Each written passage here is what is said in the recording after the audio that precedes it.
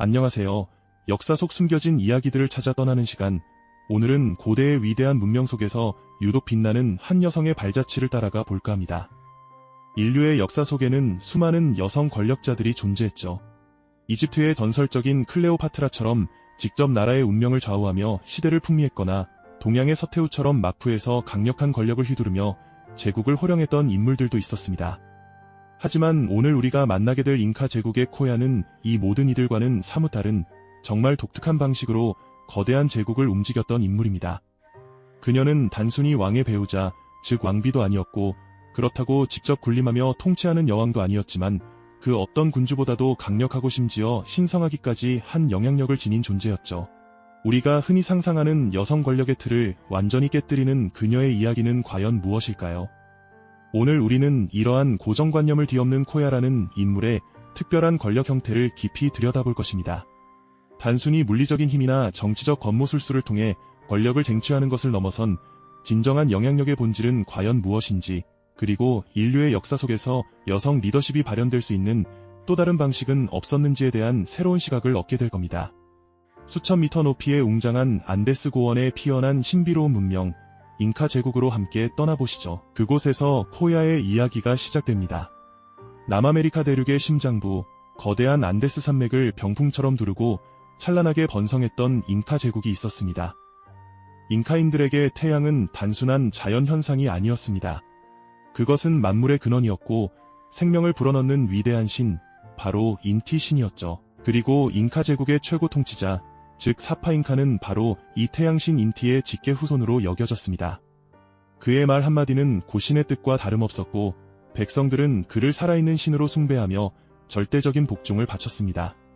이러한 신성한 왕실 구조 속에서 사파잉카의 권위를 더욱 공고히 하고 더 나아가 태양신의 신성한 혈통을 순수하게 이어갈 특별한 존재가 필요했습니다. 바로 그 특별한 자리에 코야가 있었습니다. 코야는 단순히 사파잉카의 아내나 배우자에 머무는 존재가 아니었습니다. 그녀는 여성 태양신의 현신으로 추앙받으며 제국 전체의 영적인 구심점 역할을 했습니다.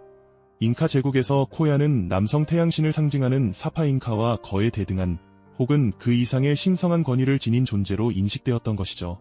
마치 낮에는 태양이 세상을 비추고 밤에는 달이 어둠을 밝히며 균형을 이루듯 코야는 제국의 균형과 조화를 상징하는 신성한 반쪽이었던 겁니다. 그녀의 탄생은 제국 전체의 축복이자 태양신이 내려준 고귀한 선물로 여겨졌습니다.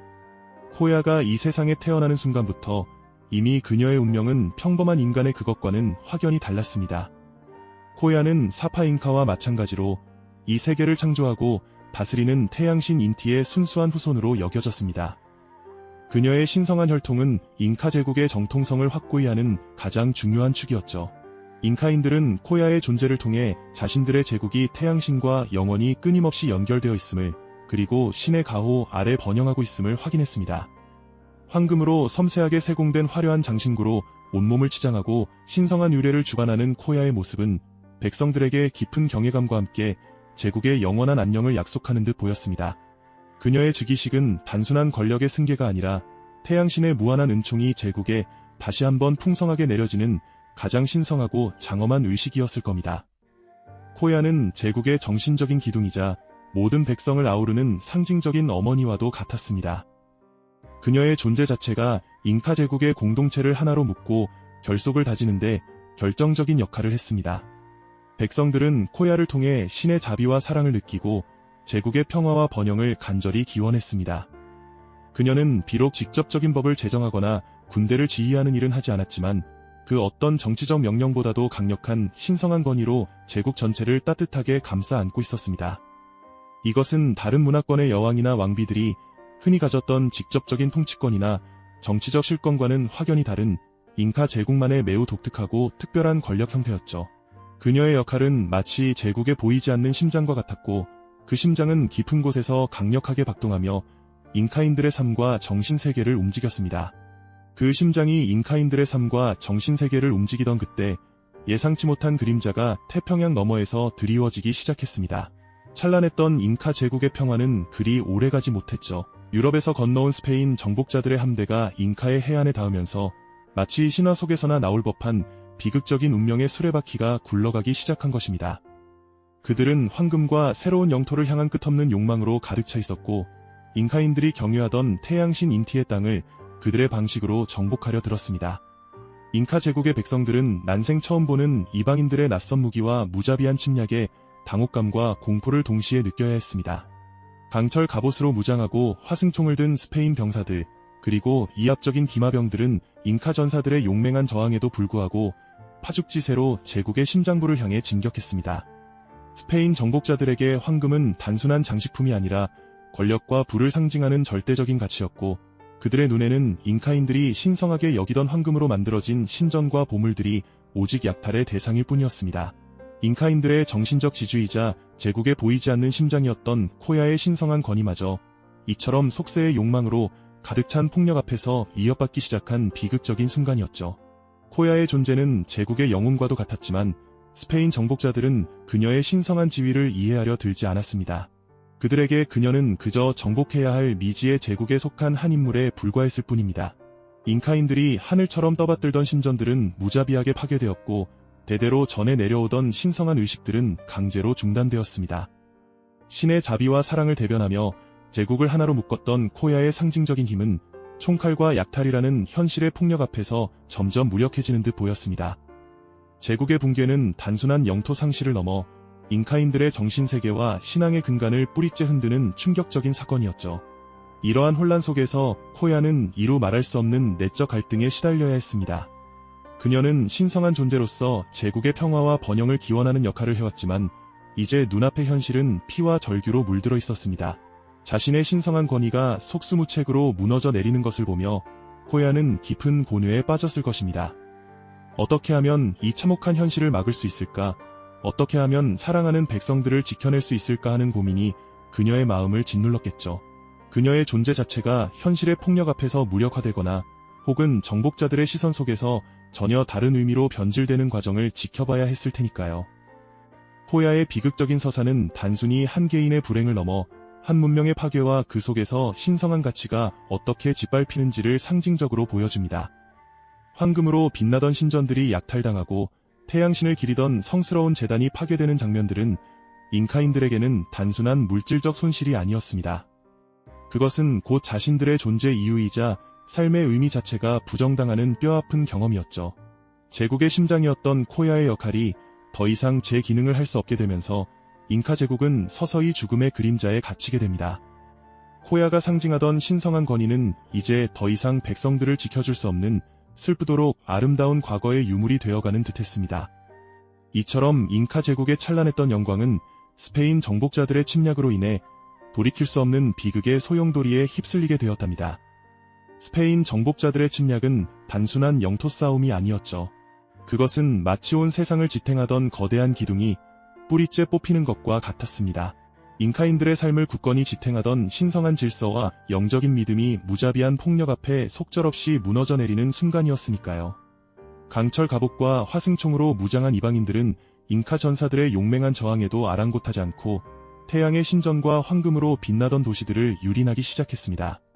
잉카 제국의 심장이자 영혼이었던 코야에게 이 모든 비극은 더욱 가혹한 현실로 다가왔습니다. 그녀는 살아있는 태양의 딸로서 제국의 신성한 권위를 상징하는 존재였죠. 하지만 스페인 병사들의 칼날 앞에서는 그 어떤 신성한 보호막도 무력해지는 듯했습니다. 황금으로 치장된 신전들이 약탈당하고 조상 대대로 이어져온 보물들이 야만적으로 파괴되는 장면을 목도하며 코야는 깊은 절망과 고뇌에 빠져들 수밖에 없었습니다. 자신이 곧 제국의 정통성이자 백성들의 희망이었는데 이 모든 파괴와 고통 앞에서 아무것도 할 수 없는 무력감은 코야의 마음을 산산이 부서뜨렸을 겁니다.